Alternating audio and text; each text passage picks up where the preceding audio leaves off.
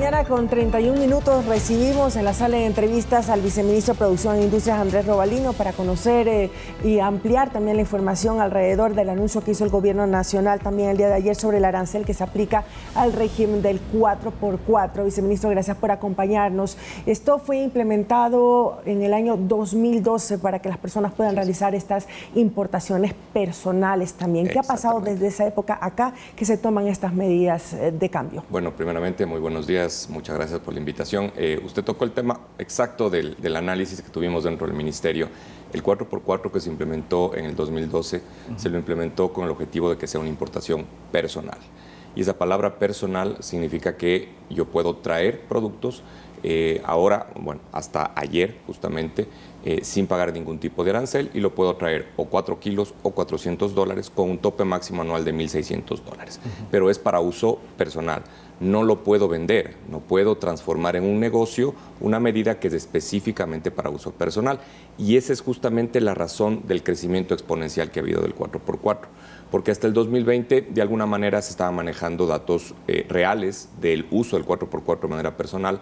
Pero en el 2020 al 2024 ha habido un crecimiento del casi 500%. ¿De qué montos estamos hablando? Pasamos de $100 millones en el 2020 a $550 millones en el 2024, con posibilidad, si es que no se implementa ningún tipo de control a este sistema, en el 2025 llegar a $750 millones. Pasar de 100 a $750 millones.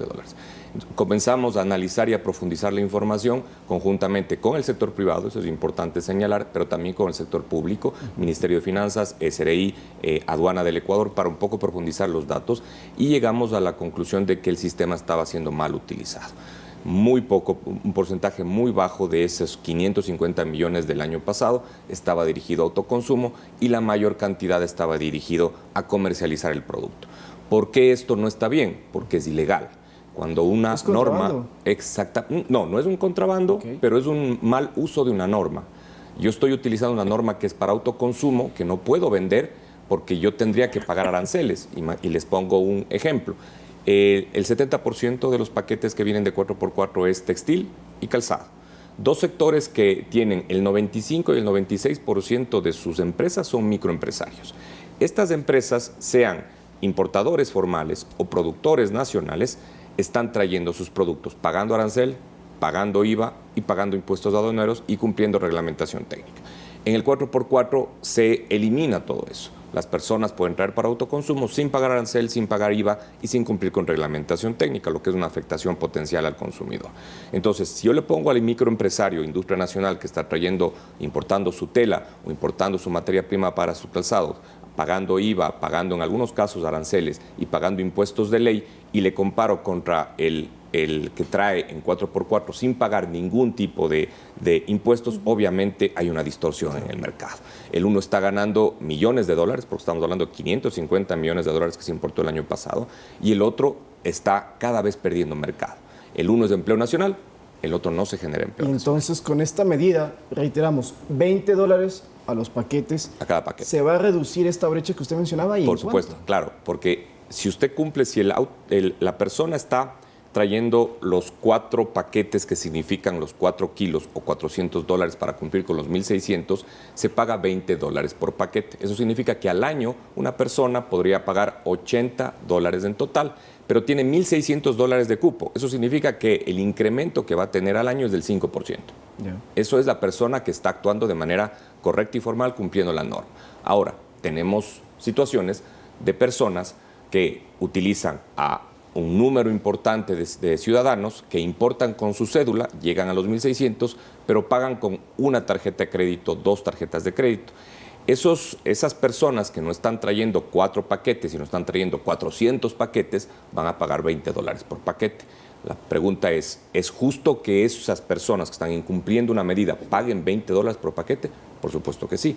Es la forma de regular esa distorsión que hay en el mercado y tratar de equilibrar un mercado para el comerciante formal que está trayendo pagando aranceles y la industria nacional que está pagando impuestos. Y una pregunta que puede sonar obvia, pero para que lo entendamos completamente. ¿Con paquetes nos referimos literalmente a paquetes o en una maleta que tenga cierto peso? O sea, ¿cómo es la medida? No, la maleta es otro sistema. Esto es courier, esto es contratando el servicio de courier de una empresa pueden haber varias opciones, DHL, UPS, demás. Ese es el courier que uno contrata para traer productos de otro país. Así es.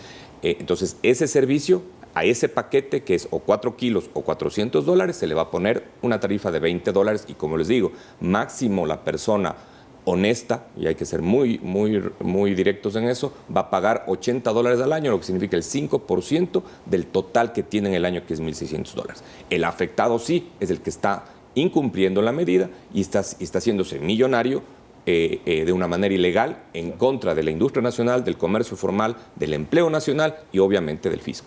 Y justamente ustedes tienen identificados estos grupos que están trabajando de esta manera y las importaciones que tienen. ¿Cuánto representaría para el Estado entonces con esta medida de los $20? A ver, el efecto, se analizaron varios escenarios. En la resolución que fue aprobada en el COMEX el día de ayer, se resolvió que se tome el escenario intermedio, que son este año más o menos 180, 190 millones de dólares de cobros por esta tarifa, por este arancel.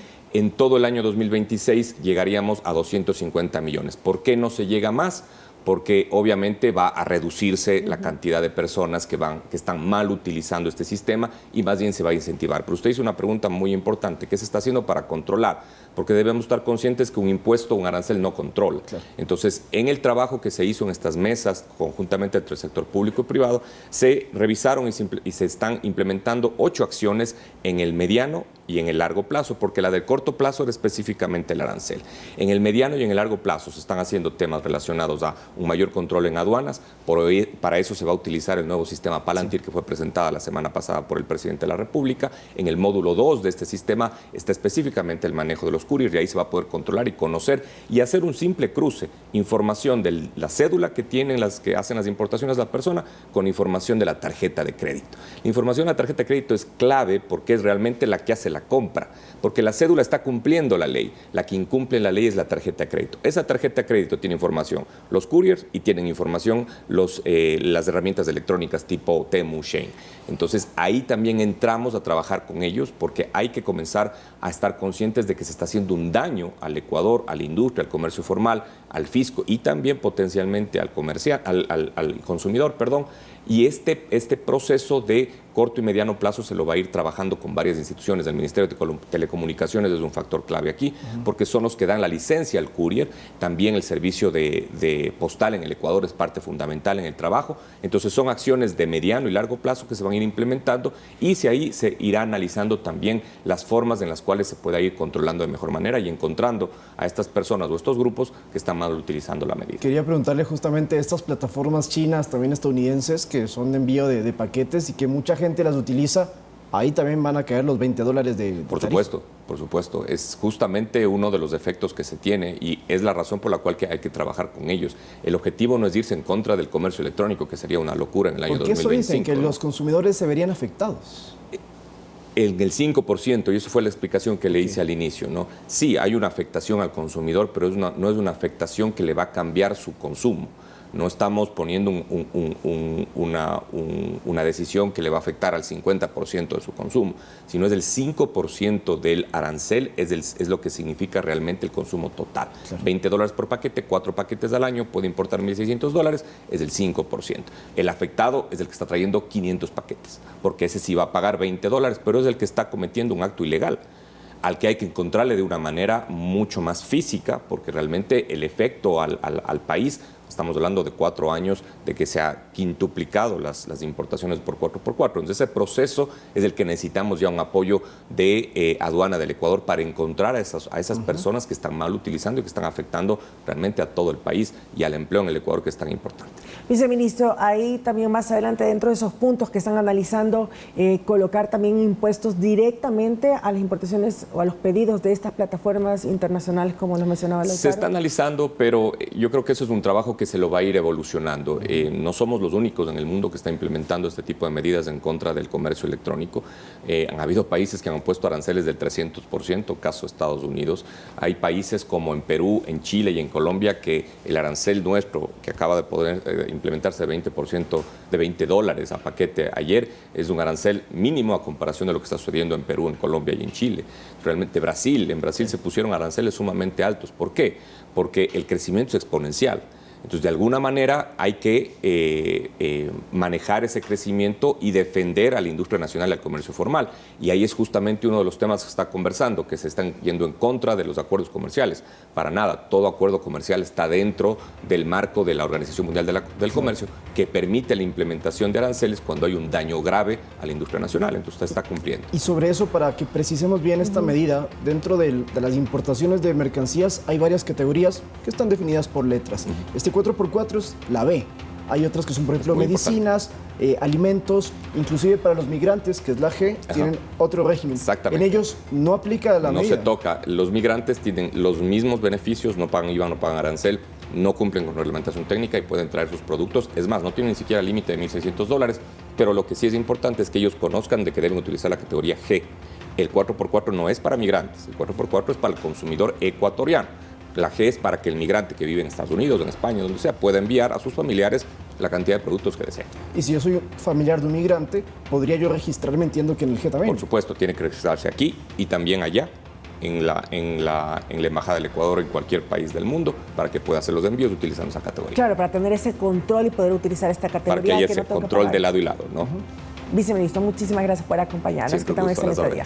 Gusto. El viceministro de Producción, Andrés Robalino. Es momento ahora que vayamos a una pausa, producción. ¿Nos confirman? Vamos, que tenemos más información, que tenemos a Sofi Vintimilla para darnos más noticias en esta mañana de martes. Vamos.